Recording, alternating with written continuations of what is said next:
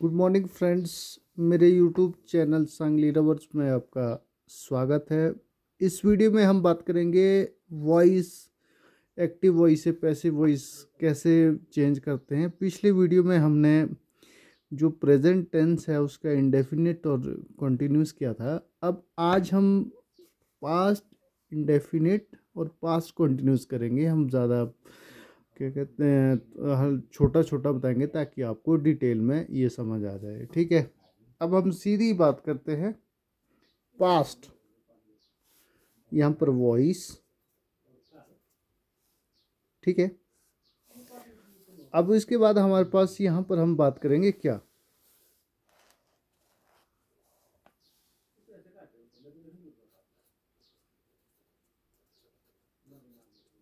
Present,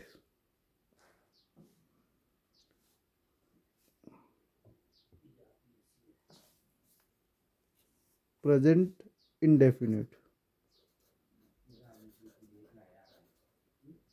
ठीक है, अब आपको टेंस कहा क्या कहते हैं, मैंने पिछले कल भी बात किया कि आपको सॉरी प्रेजेंट नहीं, पास्ट इंडेफिनिट।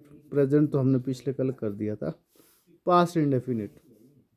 अब आपको इसकी पहचान होगी कि जो हमने टेंस जब पढ़ा था कि पास्ट इंडेफिनिट जो है वो किस तरह से, मतलब उसमें क्या इसकी पहचान होती है।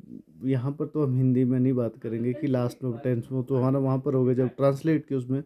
यहाँ पर हमारे पास अब जो सेंटेंस दिया हुआ या टेंस का जो सेंटेंस की हम बात करें, वो क्या कहते हैं पास्ट इंडेफिनिट का, चाहे वो आपका सिंपल सेंटेंस हो, नेगेटिव हो, इंटेरोगेटिव नेगेटिव हो, अब वहाँ की हम बात करते हैं। अब ध्यान देना आपने, ही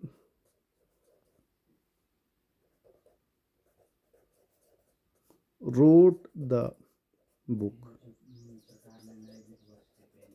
ठीक है, अब ये क्या आपके पास सिंपल सेंटेंस है आपके पास ये। ठीक है, जो पास्ट इंडेफिनिट का देखो, ये सेकंड फॉर्म है।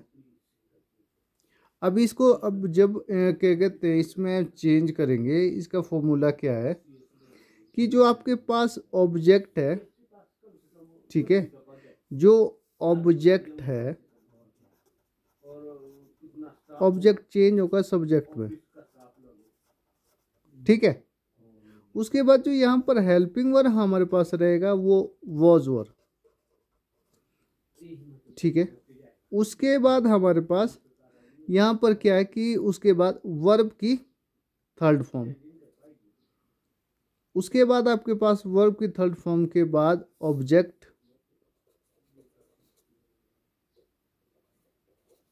ठीक है, अब यहाँ पर क्या है, जो सब्जेक्ट है ये किस में चेंज हो जाएगा, ऑब्जेक्ट में। ठीक है, अब ये देखो, ऑब्जेक्ट को सब्जेक्ट में चेंज करना है, स्टार्टिंग से ऑब्जेक्ट यहाँ आ जाएगा सब्जेक्ट की जगह पे। ठीक है, ये हेल्पिंग वर्ब आ जाएगा, फिर उसके बाद जो मेन वर्ब ये है थर्ड फॉर्म लगेगा। जो भी आपने इसमें बात ध्यान देना, जब भी आप जब भी आप वॉइस करोगे, जब एक्टिव से पैसिव बनाओगे, ठीक है, कोई भी क्या कहते हैं वर्ब की जो है इसमें थर्ड फॉर्म ही यूज होगी। इसको मतलब आप इसमें कंप्लीटली ध्यान दें। ठीक है, अब हम इसको, ये तो हमें रूल पर, ये हमने आपको रूल बता दिया कि रूल ये है। अब ये कैसे मतलब उसमें बदल आपका पैसिव वॉइस बनेगा। ठीक है, अब यहाँ पे, ठीक है,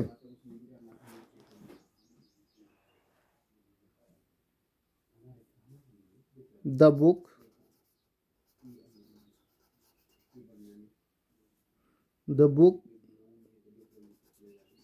was written by him। ये क्या हो गया, ये इसका पैसिव वॉइस बन गया।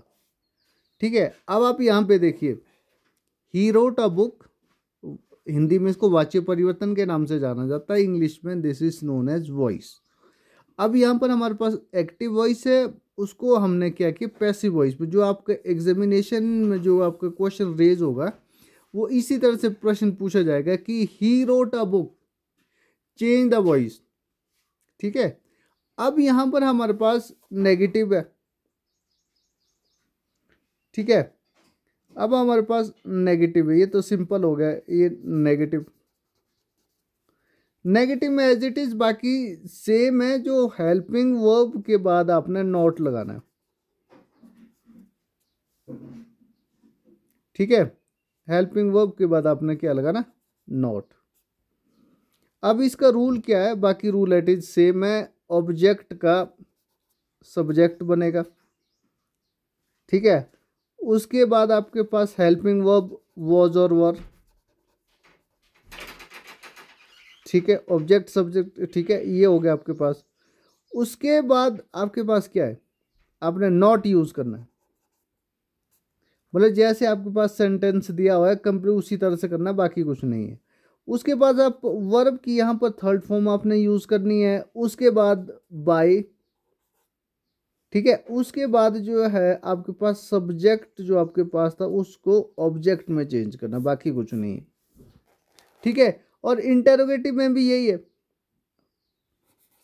इंटेरोगेटिव में क्या है कि जो आपके पास हेल्पिंग वर्ब है उसको स्टार्टिंग में ले आना आपने, उसके बाद सब्जेक्ट एज इट इज बाकी सेम है जैसे हमने पिछले और उसमें वो किया था। ठीक है, इंटेरोगेटिव नेगेटिव हम उसके पास, पर यहाँ पर हमारे पास नया सीखने को क्या मिला कि जो इसमें हेल्पिंग वर्ब है वॉज और वर लगेगा, बाकी कोई नया चेंजेस नहीं है, बस एज इट इज सेम है।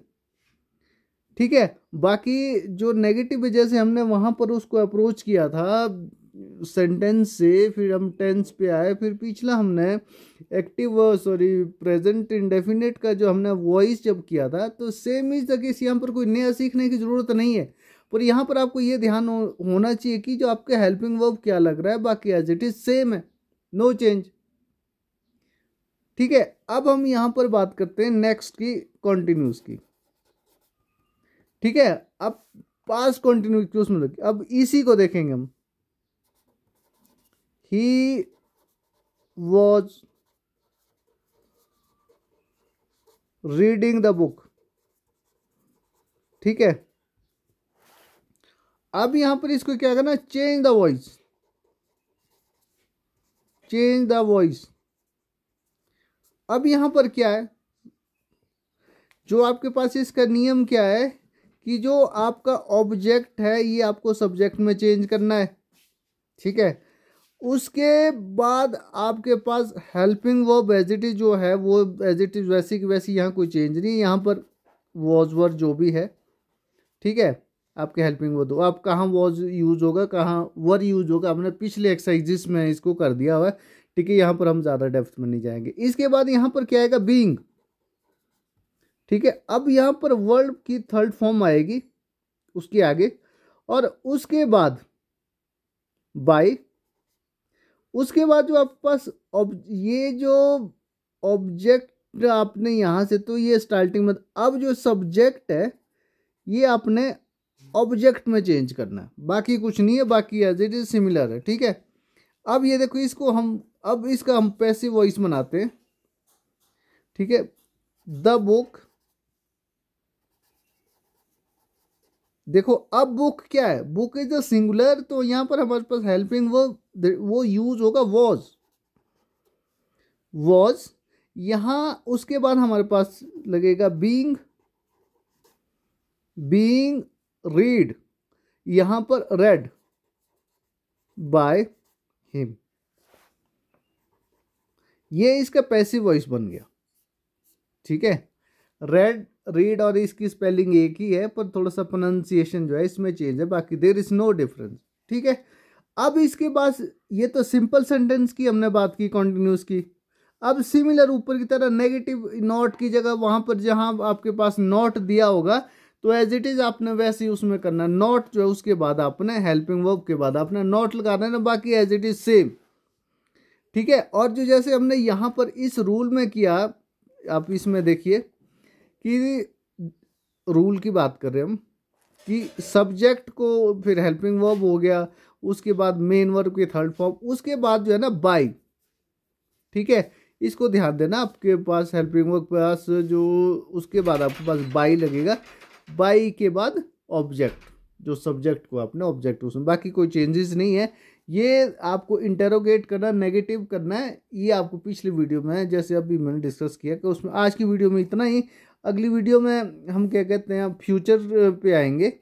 आज की वीडियो हमारे पास इतना ही। बाकी आप इसकी जो है अभ्यास करते रहें, इसकी प्रैक्टिस करते रहें, तो आपके लिए जो है टेंस चेंज करना कोई बड़ी वो नहीं है। पर आप इसका जो बेसिक रूल है, यू नीड टू अंडरस्टैंड। अगर आप इसको समझ आते हैं तो लाइफ के किसी भी मोड पे, जब आज से 20 साल बाद, 30 साल बाद, जब भी आप इसको टेंस को उसको जो है उसको जो है आप वॉइस को चेंज करने की बात करोगे, तो आप कभी भी नहीं बोलोगे। What is the basic fundamental rule you have to kept in mind. Okay, see you in next video.